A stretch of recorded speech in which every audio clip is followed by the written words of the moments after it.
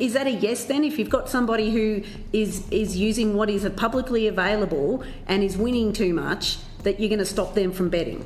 If we believe that they're acting on information that's not available to the rest of the market, then yes. And what if they're not acting on information that's not available to the rest of the market, but they are consistently winning? We'd strive to offer them a fair bet. But are you stopping them from betting? That was Sportsbet CEO Barney Evans addressing a parliamentary inquiry on Sportsbet's practice of restricting accounts if they're winning a little too much. It sounds almost backwards, doesn't it? Because in a normal casino, if you get lucky and win big, they might congratulate you, give you a free drink, and hope you lose it all back. But at Sportsbet, if you win too often, you just get banned. Welcome to the upside-down world of Australia's biggest online bookmaker. This company has truly perfected the art of building a gambling empire, one that vacuums up billions of dollars by ensuring that the house always wins. We're talking about a business model built on a few simple rules. 1, quietly restrict anyone who's actually good at betting, and 2, lure everyone else in with an endless storm of bonus bets and promos that are designed to maximize how much you bet and how much they keep. They're doing all of this in plain sight, flooding every footy game and TV show with a non-stop barrage of fun ads. All while politicians and regulators are being accused of going soft, including Sportsbet turning up at high-priced political fundraisers. So, how did Sportsbet become the face of Australian gambling? What makes their business model so brutally effective? And what does it say about the future of betting when the house doesn't just win, but seems to push out anyone who isn't losing often enough? First, you have to grasp their sheer scale. You literally cannot escape Sportsbet. They've saturated the Australian market so completely that for most people, they are the bookmaker. Owned by Flutter Entertainment, a global gambling giant with a market cap in the tens of billions, Sportsbet has spent the last decade executing a hostile takeover of Australian culture. Their logo is plastered on every major sporting code, and their ad presence is relentless. During a live NRL or AFL game, they effectively become the broadcast, running back-to-back in every single commercial break. And their branding is genius. It's all about cheeky banter, mateship, memes, and an endless, aggressive stream of promotions. They've cultivated a persona that feels less like a multi-billion-dollar corporation and more like that one loud friend who's always trying to get you to put a fun 50 on a ridiculous 12-leg multi. Whether it's horse racing, obscure European basketball, or even the US election, Sportsbet is right there, waving a flashy bonus bet in your face, just daring you to participate. But behind all the colorful branding and punchy ad copy is a cold, algorithmic business model that has been fine-tuned for one purpose and one purpose only: maximizing profit at an industrial scale. And that means walking a razor-thin line between light-hearted entertainment and cold, calculated exploitation. Let's start with the most openly cynical part of the entire operation. This is the one that blows people's minds: how Sportsbet treats customers who actually win. Now, you'd think betting is a two-way street.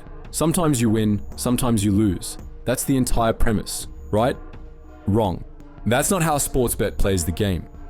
According to countless reports, including the initial clip we've shown, Sportsbet has a systematic habit of restricting and sometimes even banning any account that shows a consistent pattern of success. Let's be clear. We're not talking about fraudsters or cheaters.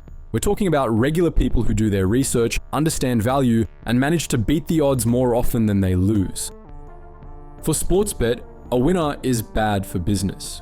And thanks to Australia's famously light touch gambling regulation, which essentially lets bookmakers treat their terms and conditions as law, they are almost completely free to do it. It's a private company, and they can refuse service to anyone, especially anyone who costs them money. It would be one thing if Sportsbet was just a niche platform for hardcore gamblers, but they aren't. They're everywhere. Their marketing budget is astronomical. They have saturated Australian airwaves to a point that has triggered a massive public backlash. The non-stop, aggressive gamble responsibly tagline, usually mumbled at lightning speed at the end of an ad that just spent 29 seconds glamorizing a 10-leg multi, has become a national joke. the public outcry over the sheer volume of ads, especially their exposure to children during live sports, has become deafening. In early 2025, Sportsbet was even forced to halt its live odds update feature after a wave of public criticism that the feature was designed to exploit impulsive in-play betting. Earlier this year, a controversy erupted when Sportsbet executives were spotted attending a high-priced political fundraiser for the Northern Territory's Labour Party. And that's a big deal because the Northern Territory is Sportsbet's official regulator. Critics slammed the event as the most blatant, undeniable sign of the gambling industry's toxic influence in Australian politics, especially at a time when gambling harm and regulatory reform are the biggest issues on the table. It's hard not to see the bigger picture. Sportsbet operating in a regulatory grey zone is one thing, but it appears they're also actively funding its maintenance. And let's be clear about what this kind of access buys. The ultimate goal is protecting the entire, incredibly favourable system they already have. The Northern Territory is, for all intents and purposes, a regulatory haven. It's a tiny jurisdiction that provides the license for a company that operates nationally, pulling in billions. This setup ensures that the regulator is small and under-resourced.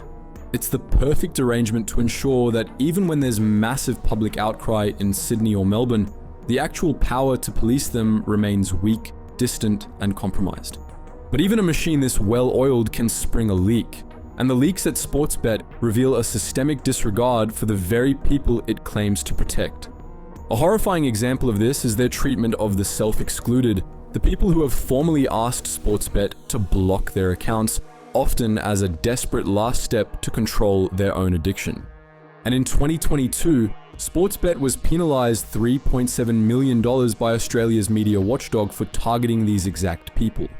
The company was caught sending over 150,000 promotional texts and emails to more than 37,000 customers who had either self-excluded or unsubscribed. People who were desperately trying to escape their addiction were having Sportsbet's marketing shoved right back into their inboxes and pockets.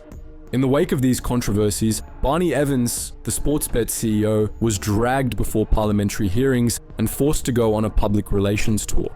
He acknowledged that the company hadn't always gotten it right. He admitted that the volume of advertising had probably crossed a line. He conceded that some of their promotions needed to be looked at. It all sounded very reasonable, very contrite. But observers noted that this was a masterclass in damage control, not a promise of genuine reform. What makes Sportsbet so fascinating and so troubling is how perfectly it showcases the future of gambling. Forget the old image of a shady bookie in a back alley. The reality today is a well-capitalized, publicly traded, algorithmically optimized data company that just happens to wear a sports jersey. But what do you think? Is Sportsbet's model of banning winners and using manipulative promos just the inevitable, data-driven future of the gambling industry? Or is this a sign of a fundamentally broken and unethical system that needs massive government intervention? Let us know your thoughts in the comment section below. Thank you guys so much for watching, and as always, stay curious.